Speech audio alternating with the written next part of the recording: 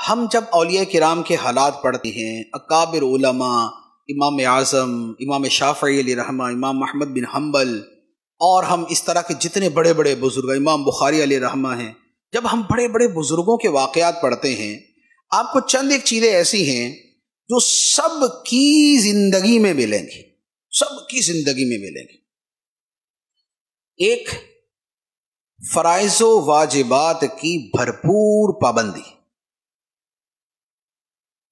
آپ کو کوئی ولی، کوئی امام، کوئی پیشوا، کوئی بزرگ ایسا نہیں ملے گا کہ فرائض و واجبات میں کوتاہی کرنے والا، ایسے اس کے اوپر استقامت ہوگی کہ اس استقامت کی ایک مثال اب یہ سمجھ لیں کہ حضرت سعید بن مسیب رضی اللہ تعالیٰ عنہ فرماتے ہیں کہ میں نے بچپن میں سنا تھا کہ نماز میں خشوع و خضوع کا مطلب یہ ہے کہ جماعت میں کھڑے ہوں تو آپ کو یہ پتہ نہ ہو کہ آپ کے دائیں بائیں کون کھڑا ہے۔ تو فرمایا کہ الحمدللہ 40 یا 60 سال ہو چکے ہیں، مجھے آج تک جماعت میں یہ پتہ نہیں چلا دائیں کون کھڑا ہے بائیں کون کھڑا ہے۔ تو آپ بزرگان دین کی حالات زندگی پڑھیں گے، سیرت پڑھیں گے، جیسے ہمارے ہاں وہ بڑی خوبصورت کتاب ہے اللہ والوں کی باتیں، اللہ والوں کی باتیں کتاب میں آپ ان بزرگوں کے واقعات پڑھیں، تابعین کے، تبع تابعین کے، تو آپ کو اسی طرح کے واقعات ملیں گے۔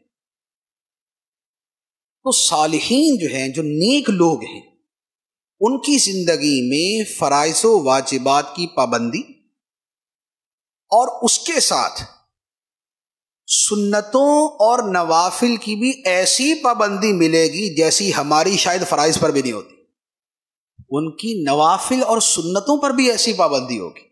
کیوں؟ اس لیے کہ صالحین کے اوصاف میں سے ہے۔ جیسے تہجد کے بارے میں نبی پاک صلی اللہ تعالیٰ علیہ وسلم نے ارشاد فرمایا کہ تہجد پڑھو کیونکہ تم سے پہلے صالحین کا طریقہ یہ ہے،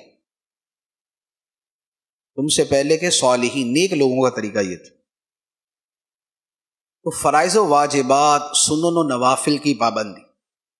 اچھا، اس کے ساتھ آپ کو کوئی ولی، کوئی امام، کوئی بزرگ ایسا نہیں ملے گا جس کی زندگی میں تلاوت قرآن شامل نہ ہو۔ آپ کو یہ تو مل جائے گا کہ کسی نے جو ہے وہ 25 سال تک روزانہ رات کو ایک قرآن پورا پڑھا، آپ کو یہ تو مل جائے گا کہ رمضان المبارک کے اندر ایک قرآن دن میں، ایک قرآن رات میں پڑھا، 60 قرآن مجید رمضان میں ختم کیے۔ آپ کو ایسا ایک بھی نہیں ملے گا کہ جس کے بارے میں یہ ہو کہ حضرت بہت بڑے ولی تھے لیکن تلاوت نہیں کیا کرتے تھے، ایسا نہیں ملے گا۔ تلاوت ان کی زندگی کے اندر اس قدر رچی بسی ہوتی۔ یہی معاملہ ذکر الہی کا ہے، اللہ کا ذکر، اور ذکر کے ساتھ تسبیحات، تحمیدات، تحلیلات، یعنی سبحان اللہ، الحمدللہ، اللہ اکبر۔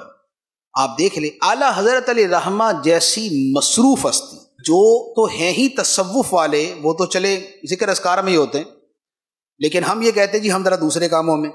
میں نے اسلام کے عظیم مبلغین، اسلام کے عظیم مبلغین کے حالات پڑھے،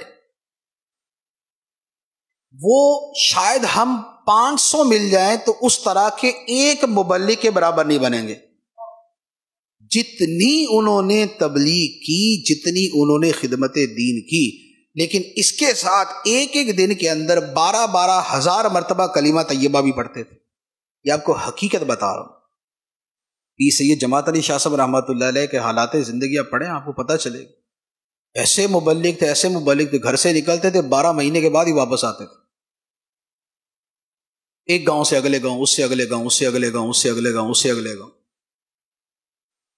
لیکن ذکر کی اتنی کثرت۔ یہی معاملہ درود پاک کا۔ اچھا، اعلیٰ حضرت علیہ رحمہ کی میں مثال عرض کر رہا تھا کہ اعلیٰ حضرت علیہ رحمہ جیسی مصروف ہستی کہ جن کے پاس ایک ایک وقت میں 500 فتاوی جمع ہوتے تھے، اور پوری دنیا سے آتے تھے سوالات، اور جن کے پاس کاموں کی اتنی کثرت تھی کہ 24 گھنٹے میں جسٹ 2.5 آور سویا کرتے تھے۔ اس کے باوجود فجر کے بعد اور عصر کے بعد تسبیح کرنا اعلیٰ حضرت کا معمول تھا، تسبیحات پڑھنا اعلیٰ حضرت کا معمول تھا۔ ہمارے الوظیفۃ الکریمہ میں جو تسبیحات ہیں تو یہ ساری کی ساری اعلیٰ حضرت کی، اور ہمارے لیے تھوڑی لکھی ہیں، اعلیٰ حضرت زیادہ پڑھتے تھے۔ تو جو مصلحین امت ہیں، جو مبلغین اسلام ہیں، ان کی زندگی میں تلاوت، ذکر اور درود پاک یہ سب جو ہے یہ بہت اعلیٰ درجے کا شامل ہونا چاہیے۔